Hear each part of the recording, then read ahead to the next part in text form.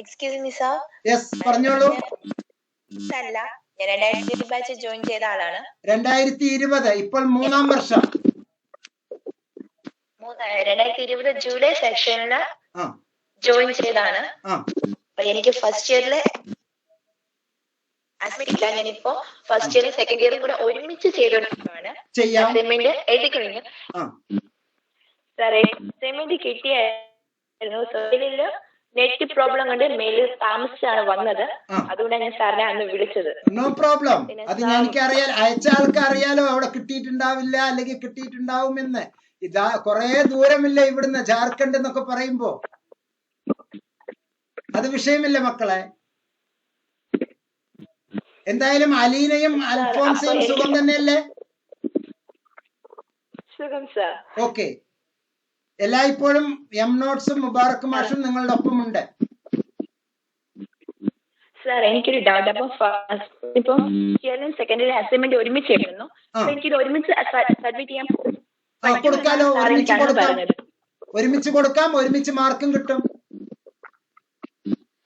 Sir അപ്പൊ ഈ July സെക്ഷന് exam വരുമ്പോ ഫസ്റ്റ് ഇയർ സെക്കൻഡ് ഇയർ ഒരുമിച്ച് എക്സാം വരികയായിരുന്നു. അപ്പൊ ഞാൻ എനിക്ക് വൈകിട്ട് പരീക്ഷ, അത് രാവിലെ തന്നെ രണ്ടും ഒരുമിച്ച് വരും. അപ്പൊ ഏതെങ്കിലും ഒന്നേ ചെയ്യാൻ പറ്റുമോ? ഈ 2 കൊല്ലത്തെ ഒരുമിച്ച് ആക്കിയത് അൽഫോൻസി അല്ലേ?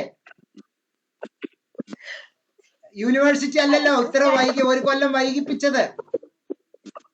എന്റെ പ്രോബ്ലം. എനിക്ക് ഇതൊന്നും അറിയാൻ പറ്റില്ല, എന്റെ പ്രശ്നമാണ്. അത് യൂണിവേഴ്സിറ്റി അറിയണ്ട, ഞാൻ അറിയാം. കുഴപ്പമൊന്നുമില്ല, പറഞ്ഞോളൂ, ഞാൻ കേൾക്കാം. വളരെ സിമ്പിൾ ആണ് മക്കളെ. ചില സൗകര്യങ്ങൾ നമ്മളുടെ അടുത്തേക്ക് വരുമ്പോ അത് നമ്മൾ ക്ലെയിം ചെയ്യാൻ പാടില്ല. ചിലത് സൗകര്യങ്ങളാണ്. അപ്പൊ എല്ലാവർക്കും വേണ്ടി അൽഫോൺസ പറഞ്ഞ ഈ പോയിന്റ് ഞാൻ പറഞ്ഞു തരാം. എല്ലാവരും ശ്രദ്ധിക്കുക. അസൈൻമെന്റ് അഡ്മിഷൻ എടുത്ത്, ഞാൻ നോർമൽ ഡിഗ്രിയുടെ കാര്യമാണ് പറയുന്നത്. ആനുവൽ പ്രോഗ്രാം ചെയ്യുന്നവർ അസൈൻമെന്റ് 9-ാം മാസം മുതൽ 11-ാം മാസത്തിനുള്ളിൽ സബ്മിറ്റ് ചെയ്യണം. ആനുവൽ പ്രോഗ്രാംകാർ അസൈൻമെന്റ് 9-ാം മാസം മുതൽ 11-ാം മാസത്തിനുള്ളിൽ സബ്മിറ്റ് ചെയ്യണം. 12-ാം മാസത്തിൽ പരീക്ഷ എഴുതണം. ആനുവൽ പ്രോഗ്രാംകാർ എഴുതിയെടുത്തോളട്ടോ എല്ലാവരും. സെമസ്റ്റർ പ്രോഗ്രാംകാർ 3 മാസത്തിനുള്ളിൽ, 3 മാസം കഴിഞ്ഞ് 5 മാസത്തിനുള്ളിൽ അസൈൻമെന്റ് എഴുതുകയും 6-ാമത്തെ മാസത്തിൽ പരീക്ഷ എഴുതുകയും വേണം. Point number 1, assignment. അസൈൻമെന്റ് 3 മാസ ആനുവൽകാർ 9-ാം മാസം മുതൽ 11-ാം മാസത്തിനുള്ളിൽ സമർപ്പിക്കുകയും 12-ാം മാസം പരീക്ഷ എഴുതുകയും വേണം. സെമസ്റ്റർ പ്രോഗ്രാംകാർ, അതായത് BCA, MCA, BCA 3-ാമത്തെ മാസം മുതൽ 5-ാമത്തെ മാസത്തിനുള്ളിൽ പരീക്ഷ അസൈൻമെന്റ് സമർപ്പിക്കുകയും 6-ാമത്തെ മാസത്തിൽ പരീക്ഷ എഴുതുകയും വേണം. അതാണ് നോർമൽ റൂൾ. ഒപ്പം പോയിന്റ് നമ്പർ 2, അസൈൻമെന്റ് സമർപ്പിക്കുന്നതിന് ഒപ്പം തന്നെ എക്സാമിനേഷന് രജിസ്റ്റർ ചെയ്യണം. Registration four TEE, term end examination. Registration four term end examination. അത് എപ്പോഴാണ്? വീണ്ടും പറയാം. 9-ാം മാസം, 10-ാം മാസം, 11-ാം മാസത്തിൽ രജിസ്ട്രേഷൻ.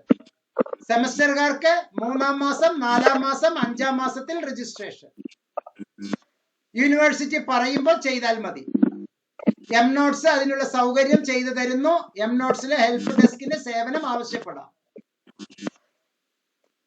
അതേ സന്ദർഭത്തിൽ പോയിന്റ് നമ്പർ 3, അപ്പൊ point 1 assignment, point 2 TEE, point 3 re registration, RR re registration. 1-ാം വർഷം കഴിയുന്ന അടുത്ത സ്റ്റെപ്പിലേക്ക് റീ രജിസ്റ്റർ ചെയ്യണം. റീ അഡ്മിഷൻ അല്ല, 2-ാം വർഷത്തേക്ക് റീ രജിസ്റ്റർ ചെയ്യണം. നമ്മുടെ ട്രഡീഷണൽ യൂണിവേഴ്സിറ്റിയിൽ 1 കൊല്ലം കഴിഞ്ഞാൽ ഓട്ടോമാറ്റിക്കലി പോയി ബെഞ്ചിൽ ഡെസ്കിൽ ഇരുന്നാൽ മതി. പിന്നെ 10-ാം ദിവസം 15-ാം ദിവസം ഫീസ് കൊടുത്താൽ മതി. ഈ ഇഗ്നോയിൽ അങ്ങനെയല്ല. ആദ്യം 9ാം മാസത്തിലോ 10ാം മാസത്തിലോ 11ാമത്തെ മാസത്തിലോ റീ രജിസ്ട്രേഷൻ നടത്തണം. ഈ മൂന്നും ഒന്നിച്ചാണ് ചെയ്യേണ്ടത്. RR ചെയ്യണം, re registration at 9th month or 10th month or 11th month. പക്ഷേ ഇപ്പൊ ഡേറ്റ് നീട്ടുന്നു, കൊറോണ കാലമായതുകൊണ്ട് ഇപ്പോൾ രജിസ്ട്രേഷന്റെ റീ രജിസ്ട്രേഷന്റെ ഡേറ്റ് നീട്ടിയിട്ടുണ്ട്. ജാനുവരി സെഷന് ഇപ്പോൾ മാർച്ചിൽ വെച്ചിട്ടും രജിസ്ട്രേഷൻ നടന്നുകൊണ്ടിരിക്കുന്നു. അത് ഇന്ത്യയുടെ സാമ്പത്തിക ഭദ്രത, കുട്ടികൾക്ക് പ്രയാസമുണ്ടാകരുത് എന്ന് മഹത്തായ യൂണിവേഴ്സിറ്റിയിലെ പണ്ഡിതന്മാരായ അധ്യാപകരും ഫാക്കൽറ്റീസും ഭരണകർത്താക്കളും തന്നിട്ടുള്ള സൗജന്യമാണ്, സൗകര്യമാണ്. അത് ക്ലെയിം ചെയ്യരുത്. നിങ്ങൾക്കും അങ്ങനെ കിട്ടണമെന്ന് ക്ലെയിം ചെയ്യരുത്. സാധാരണഗതിയിൽ 9ാം മാസത്തിൽ, 10ാം മാസത്തിൽ, 11ാം മാസത്തിൽ ചെയ്യേണ്ടത് ഇപ്പോൾ 13ാമത്തെ മാസത്തിൽ, 14ാമത്തെ മാസത്തിൽ, 15ാമത്തെ മാസത്തിലും ഉപകാരം ചെയ്തു തരുന്നു university. That is not claim. അത് നമ്മൾക്ക് ഇഗ്നോ നൽകുന്ന ദാനമാണ്. അപ്പൊ ഈ 3 പോയിന്റ് എല്ലാവരും ശ്രദ്ധിക്കുക. അസൈൻമെന്റ് എഴുതണം, ടേം ആൻഡ് എക്സാമിനേഷൻ അപ്ലൈ ചെയ്യണം, റീ രജിസ്ട്രേഷൻ നടത്തണം. Okay Alphonsa? Excuse me sir, one doubt. Sir, ഞാൻ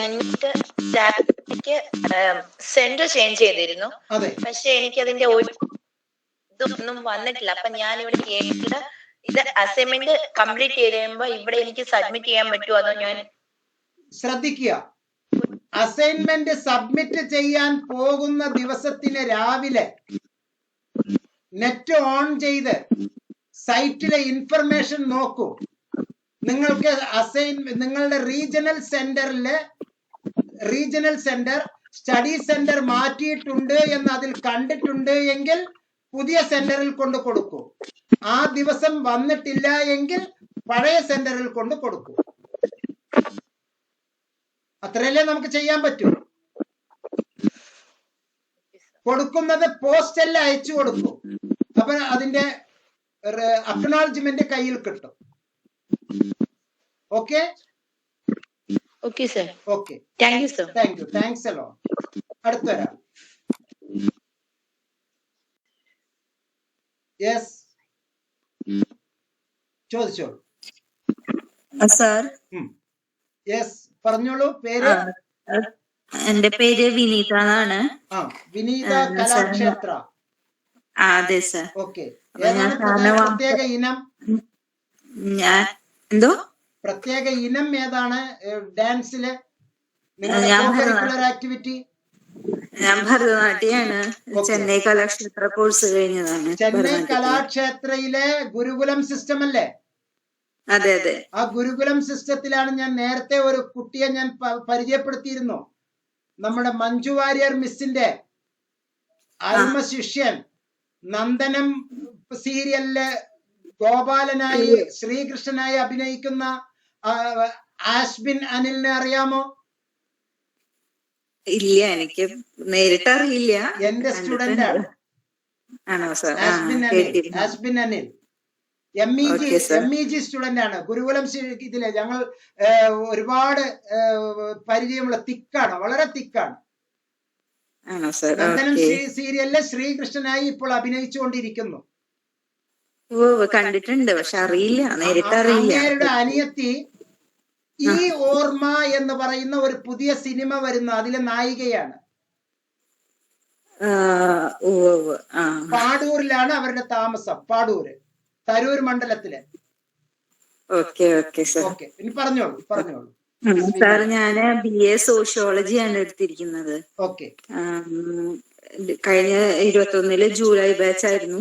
അപ്പൊ സാറിനെ ഞാൻ വാട്സപ്പിൽ കോണ്ടാക്ട് ചെയ്തിട്ടുണ്ടായിരുന്നു. മറ്റേ നമ്മുടെ അസൈൻമെന്റ് ക്വസ്റ്റ്യൻ പേപ്പറും. യെസ്, അത് ഞാന് പൈസ ഒക്കെ അടച്ചിരുന്നു. അപ്പൊ എനിക്കത് കിട്ടിയിട്ടില്ല എപ്പോഴും. ഇല്ലേ സാർ? Thank you. അടുത്ത ഒരാൾ. സാർ, ഡിഗ്രിക്ക് മൊത്തം എത്ര പേപ്പറാണ് സാർ? ഓക്കെ, അതിനാണ് ഞാൻ നേരത്തെ പറഞ്ഞത്. വീണ്ടും ഷഹന, നേരത്തെ നമ്മൾ ഡിസ്കസ് ചെയ്തത് മോള് തന്നെയല്ലേ പറഞ്ഞത് ഇന്ന സ്റ്റാറ്റസ് അറിയാൻ. എന്ത് സ്റ്റാറ്റസ്? Student registration status. ആ സ്റ്റുഡന്റ് രജിസ്ട്രേഷൻ സ്റ്റാറ്റസിലെ നമ്മുടെ പേപ്പർ ഒക്കെ അതിൽ കോഡ് കാണും. അത് കൂടാതെ ഇഗ്നോയിൽ നിന്ന് അഡ്മിഷൻ എടുത്തപ്പോ ഗ്രീറ്റിംഗ്സ് ഫ്രം ഇഗ്നോ എന്ന് പറഞ്ഞിട്ടുള്ള ഒരു മെസ്സേജ് വന്നില്ലേ? വന്നു. ആ മെസ്സേജിൽ തന്നെ കോഴ്സ് കോഡ് അടക്കം അതിന്റെ എക്സ്പാൻഷനോട് കൂടിയിട്ട് അത്രയും പേപ്പേഴ്സ് പറയുന്നുണ്ട്. അത് ശ്രദ്ധിച്ചോ? ഇല്ല സർ, എക്സ്പാൻഷൻ നോക്കിയില്ല. കയ്യിൽ സ്വർണം വച്ചിട്ടെന്തിന്? കയ്യിൽ സ്വർണം വച്ചിട്ടെന്തിന് തേരാപ്പാര നടക്കുന്നു എന്നുള്ള ഒരു പഴഞ്ചൊല്ലില്ലേ? സർ 8 പേപ്പേഴ്സ് ഉണ്ടെന്നാണ് എന്റെ ഒരു അറിവ്. അറിവ് അവിടെ ഇരിക്കട്ടെ. ഇപ്പൊ ഇയാളുടെ കയ്യിൽ തെളിവുണ്ടല്ലോ, അറിവ് അവിടെ ഇരിക്കട്ടെ. തെളിവുള്ളപ്പോ അത് കണ്ടിട്ട് അറിവിനെ പുതുക്കിക്കോളൂ. സർ ഈ ലൈറ്റ് യെല്ലോ ലൈറ്റ് ഗ്രീൻ പറഞ്ഞിട്ട് 2 ടൈപ്പ് കോഴ്സ് 2 ഉണ്ട്. അപ്പൊ എന്റെ വീഡിയോ ഏതൊക്കെയോ കേട്ടിട്ടുണ്ടല്ലേ? അതെ സർ. അതിലാണ് ഈ സ്റ്റുഡന്റ് രജിസ്ട്രേഷൻ സ്റ്റാറ്റസില് എലക്ടീവ് കോഴ്സസും ഓപ്ഷണൽ കോഴ്സസും കാണിക്കും. അപ്പൊ അതൊന്ന് കണ്ടു നോക്കൂ. Okay sir.